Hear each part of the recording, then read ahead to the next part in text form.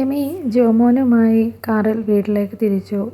അവൾ വീട്ടിലേക്ക് ചെല്ലുമ്പോൾ അവളെ കാത്തുന്ന പോലെ ഉമ്മറത്ത് ത്രേസ്യ നിൽപ്പുണ്ടായിരുന്നു. റോഡിൻ്റെ ഭാഗത്തേക്ക് നോക്കി. ജോമോൻ്റെ കാർ വീടിൻ്റെ മുറ്റത്തേക്ക് ചെന്നതും ഡോറിൻ്റെ ഭാഗത്തേക്ക് ത്രേസ്യ ഒന്ന് നോക്കി. ത്രേസ്യയുടെ നിൽപ്പ് കാണെ എമി ഡോറ് തുറന്ന് ഓടിച്ചെന്ന് അവരെ ഇറകെ പുണർന്നു. ആ ഒരു ഹഗ്ഗിൽ തീർന്നു ത്രേസ്യയുടെ പിണക്കം. എമിയെ കൊണ്ട് ത്രേസ്യ അകത്തേക്ക് പോയി. നീ പോയി കുളിച്ചിട്ട് വാ, അമ്മ കഴിക്കാനെടുക്കാം. എന്താ അമ്മേ ഇന്ന് സ്പെഷ്യല്?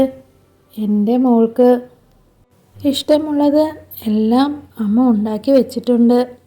അട, പിന്നെ ഉണ്ണിയപ്പം, അരിമുറുക്ക് എല്ലാം. എൻ്റെ ത്രേസ്യക്കുട്ടി.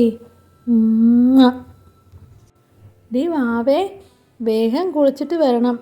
എന്നെ അങ്ങോട്ടേക്ക് വരുത്തിക്കരുത്.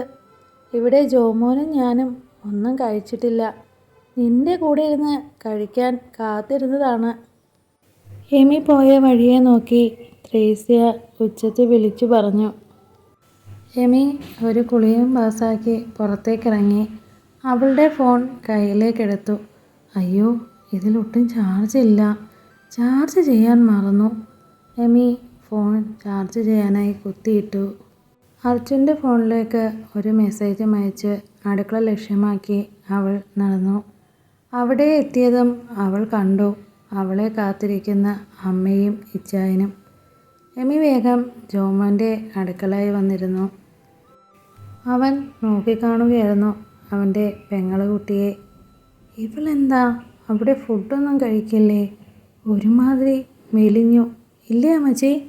അതും പറഞ്ഞ് ജോമോൻ അമ്മയുടെ മുഖത്തേക്ക് നോക്കി. ഒന്ന് പോടാ, പെൺപിള്ളേർക്ക് ഇത്രയും തടിയൊക്കെ മതി. അതും പറഞ്ഞ് ത്രേസ്യ എഴുന്നേറ്റ് അടുക്കളയിലേക്ക് നടന്നതും എമിയുടെ പിറകിലൂടെ 2 കൈകൾ വന്ന് അവളുടെ കണ്ണുകൾ പൊത്തി. ജിജോച്ചായാ? അതെങ്ങനെ മനസ്സിലായി? ജിജോ തിരക്കി. എൻ്റെ ജിജോച്ചാൻ എൻ്റെ അടുത്ത് വന്നാൽ എനിക്ക് മനസ്സിലാകും. ഒന്നുമില്ലേൽ എൻ്റെ റൂമിൽ കയറി എൻ്റെ സ്പ്രേ എടുത്തടിക്കുന്ന ഒരേ ഒരാൾ എൻ്റെ ജിജോച്ചായനല്ലേ. അതും പറഞ്ഞ് എമിയും ജോമോനും മുഖത്തോടും നോക്കി ചിരിച്ചു. ആ പറ, ആരെ കാണാൻ പോയതാണ് എൻ്റെ ജിജോച്ചായൻ? വേറെ ആരെ? നമ്മുടെ ഏട്ടത്തിയെ. അത് ജോമോനാണ് പറഞ്ഞത്. അവരുടെ സംസാരത്തിന് യാതൊരു മറുപടിയും കൊടുക്കാതെ ജിജോ ചിരിച്ചുകൊണ്ട് ജോമോൻ്റെ അടുക്കലായി ചെയറിലേക്കിരുന്നു. ഫുഡ് കഴിച്ചു കഴിഞ്ഞതും ജിജോ അവളെയും കൊണ്ട് അവൻ്റെ റൂമിലേക്കാണ് പോയത്. അവിടെ ബെഡിലായി എമിയെ ഇരുത്തി. കബോർഡ് തുറന്ന് അതിൽ നിന്നും അതിഭംഗിയുള്ള ഒരു ലാവൻഡർ കളർ ഒരു ലെഹങ്ക അവൻ കയ്യിലേക്കെടുത്തു. എമിക്ക് ആ കളറും ആ ഡ്രസ്സും വളരെയധികം ഇഷ്ടപ്പെട്ടു. അവളത് കയ്യിലേക്ക് വാങ്ങി. അതിൽ കൂടി അവൾ വിരലോടിച്ചു. എന്തോ എമിയുടെ കണ്ണുകൾ നിറഞ്ഞു വന്നു. എമി ജിജോയെ കെട്ടിപ്പിടിച്ച് കരഞ്ഞു. എന്നെ ഓർത്തല്ലോ, എനിക്കത് മതി. എമിയുടെ വാക്കുകൾ കേട്ടതും ജിജോ അവളോടായി പറഞ്ഞു. അതെന്നാടി നീ അങ്ങനെ പറഞ്ഞേ? നീയല്ലേ ജിജോച്ചാൻ്റെ എല്ലാം. വെയിറ്റ്, നിന്നെ ഒരാൾക്ക് കാണണം എന്നും പറഞ്ഞ് ജിജോ ആനിക്ക് കോൾ ചെയ്തു. അവൾ